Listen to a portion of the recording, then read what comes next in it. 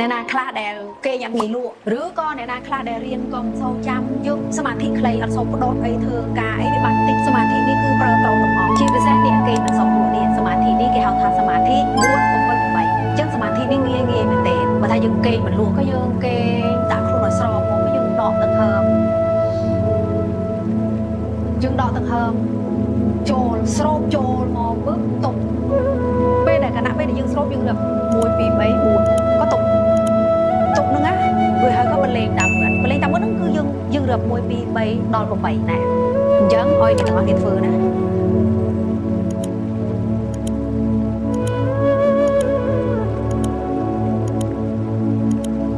ឃើញទេការសមាធិបែបនេះគឺជាការដែលយើងចម្លងរបៀបនៃការគេងរបស់យើងឃើញអត់នៅពេលដែលយើងគេងលក់លឿនឃើញស៊ឺចេះអត់តែយើងគុំធ្វើបែបរឹបតែរឹបខ្លាំងពេកទៅជាគេញ៉ាំលក់វិញណាខ្ញុំឃើញគ្លឹបយើងបដ ாய் យើងរៀនណារបៀបដែលយើងគេងមនុស្សដែលគេងលក់ហ្នឹងគេគេងមិនឃើញមនុស្សដែលគេងលក់ទេចង្ហមអត់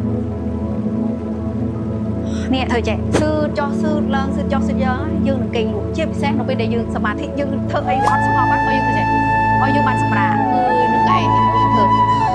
តែ2 3ដងស៊ឺចោះស៊ឺយ៉ាងចាប់ដើមយើងមកបដោតធ្វើការយើងចាប់ដើមមានសមាធិហើយទៅកាន់បានលឿនអញ្ចឹងបើអ្នកទាំងអស់គ្នាធ្វើហើយបានផលយ៉ាងណាកុំភ្លេចខមមិនមកប្រាប់ខ្លួនវិញផង I love you